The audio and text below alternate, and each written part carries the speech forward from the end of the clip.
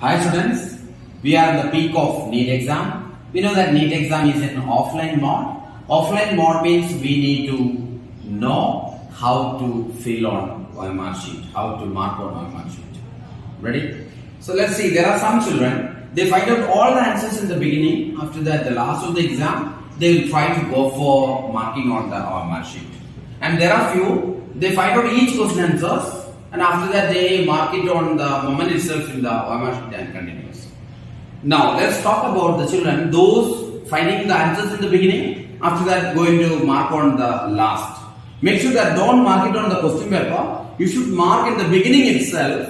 Just marking should be given in the OMR sheet, otherwise what will happen means last of the exam, there is a chance to get mistake when you fill it all together. So make sure that don't get the mistake. Stay tuned for that. We'll meet on tomorrow.